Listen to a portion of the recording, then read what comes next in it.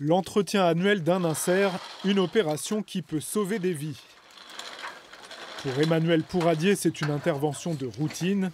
Il procède à 300 ramonages entre la fin de l'été et le début de l'hiver.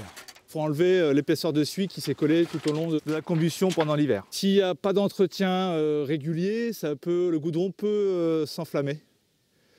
Donc du coup, ça peut créer un feu de conduit ou un feu de tubage. Et après, en même temps, on vérifie s'il n'y a pas de nidification à l'intérieur. Tout ce qui est nid d'oiseaux, nid de guêpes, nid de frelons, des branchages qui peuvent obstruer le conduit. Un conduit obstrué ou encore fissuré risque aussi de propager des gaz toxiques dans une habitation. La suite de l'entretien et du contrôle se fait à l'intérieur, où Nicolas et Liliane sont bien au fait des risques associés à leur mode de chauffage et des précautions à prendre.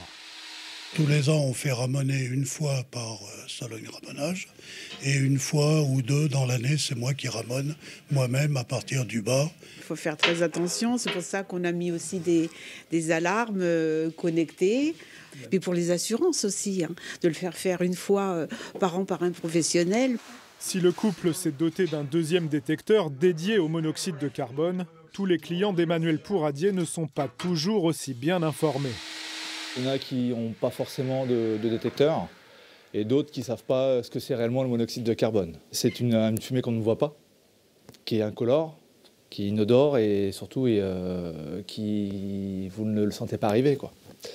Donc du coup, c'est très dangereux. Donc c'est pour ça qu'il faut beaucoup faire une sensibilisation sur les détecteurs monoxyde et fumée pour éviter toutes ces intoxications. Chaque année en France, le monoxyde de carbone est responsable de 3000 intoxications et cause une centaine de décès.